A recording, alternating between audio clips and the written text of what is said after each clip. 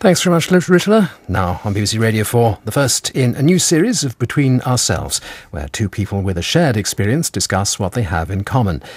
In today's programme, Olivia O'Leary has a fascinating and frank conversation with two men who have Asperger's syndrome.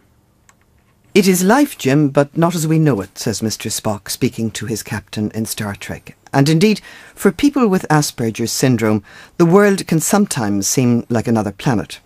Asperger's, called after the Austrian psychologist who first described it, Dr. Hans Asperger, is at the milder end of the autism spectrum, and those with it often have difficulty with social interaction, with reading social situations, with communicating. They also often have extraordinary powers of memory and concentration.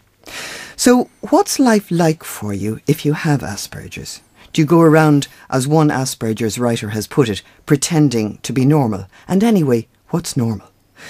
To tell us how they see it, we're joined by Frederick Veal, who's 48 and was diagnosed with Asperger's only 5 years ago, and by Ben Dilo, who is 26 and was diagnosed when he was 11. Do you feel like a stranger in the world sometimes, Frederick? Most definitely. One of Robert Heinlein's Strangers in a Strange Land. You definitely feel like that, a bit like an alien placed on this planet. In fact, there is a website named Wrong Planet for people with Asperger's, funnily enough. Do you feel like a stranger, Ben, sometimes? I think I'm a tourist. And are you enjoying your holiday? I've decided to naturalise, shall we say. Frederick, turning to you, from your early years, and I know you've got a very good memory, what do you remember? My goodness, now you're really asking me something. My memory goes back to actually being in the cot. I remember grabbing hold of my cot bars and just repeatedly and rapidly banging my head to the point where I would develop, in fact I developed a permanent lump on my forehead. And was that out of frustration, or was it that you liked the sensation? I think it was really about the sensation that I needed to experience something. I needed to feel something when I was in that situation. But actually, it did actually continue even after I left the cot, even for a few years down the line. I was still banging my head on things. But I was as I was developing, I was developing other behavioural disorders as well, such as echoalia, which is where you're constantly repeating things that have been said. I was constantly repeating television adverts. And also I had a lot of sensitivity to noises around me, even things like when I was a child that I could hear the electric sockets humming. So I used to try and put my hand over the electric sockets to, not in them, you understand, over them, to try and prevent the noise coming through to me. And there were obsessions. Yes, yeah. I was very much into spinning things. I used to be into spinning tops. I used to spend ages just watching the old men that used to gather around this particular street in my hometown of St Ives, and they would be spinning tops outside of a bank. They'd all stand there and they'd make them and they'd spin them, and they would sometimes give them to the children, and then that was it. I was completely obsessed with spinning wheels then, and I love spinning wheels. I still do, actually. I'm still spinning coins. And did you spin yourself? Yes, I was always spinning myself in school.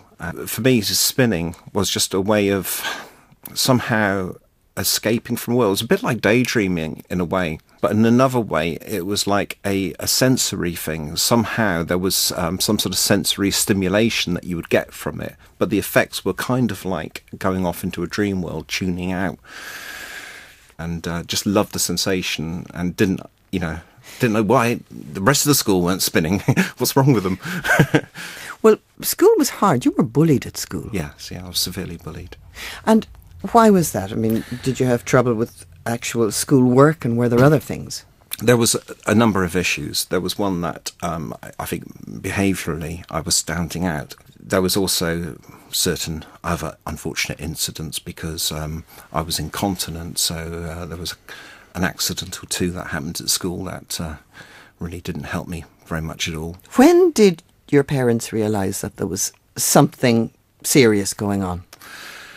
I think really it wasn't so much them that noticed, it was the authorities that noticed. I was taken in to see a social worker first of all, and then after that I was taken to see a psychologist. Now, The psychologist found when they were doing their tests on me that they felt I had what they termed above average intelligence, but they couldn't understand why this kid has above average intelligence, yet he can't read or write. I couldn't even write my own name.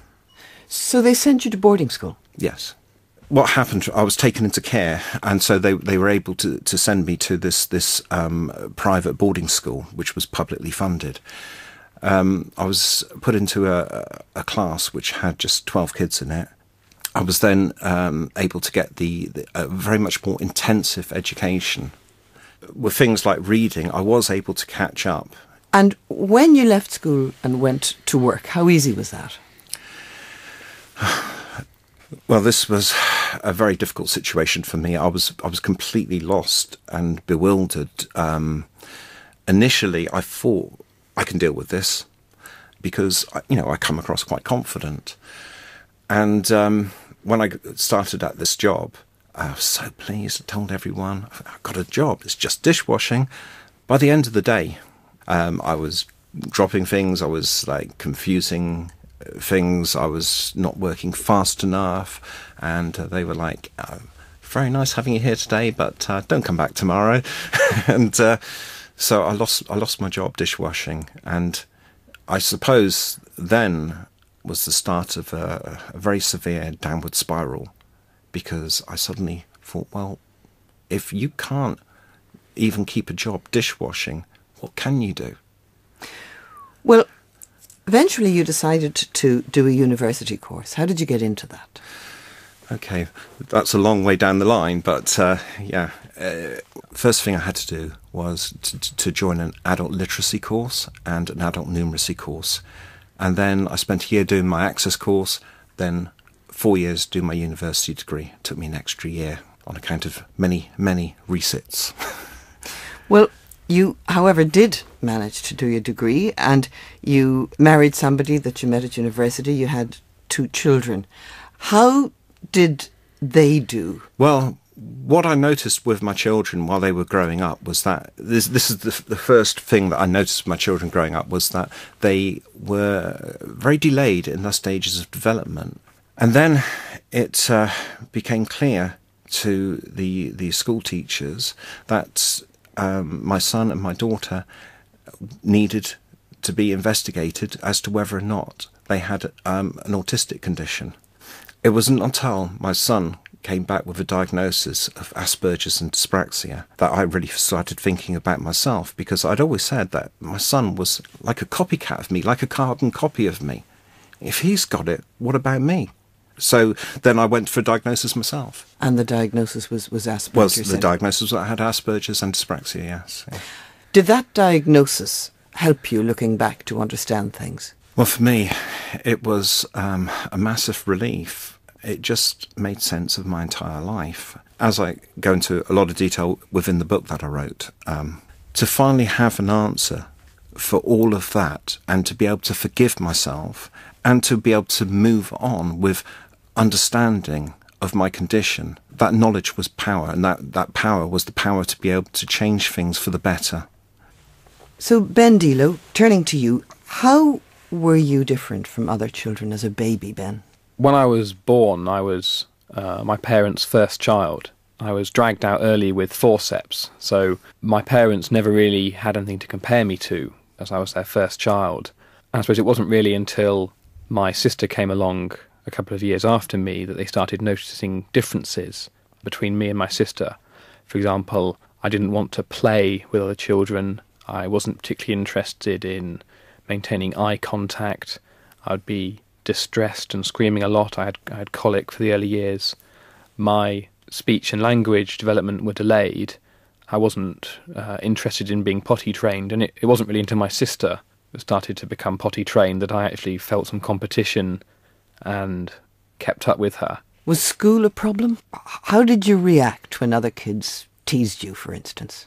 So I suppose my reaction to any teasing or bullying was always disproportionate. Like what? For example, if someone was to steal my rubber, I might pick up my desk and throw it at them. In my mind, this was going to prevent this behaviour, that if the reaction was extreme enough, they would stop doing it. of course, for a child to be able to get that kind of show and entertainment merely for taking a rubber, it was brilliant for them.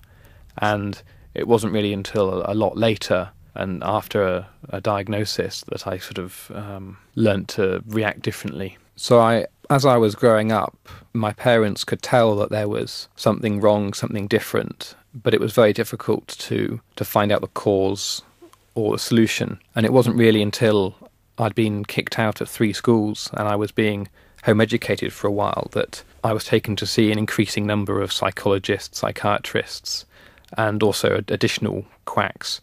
And it was really from being at home full time that I was able to eventually meet a multidisciplinary assessment team who were able to diagnose Asperger syndrome at the age of 11.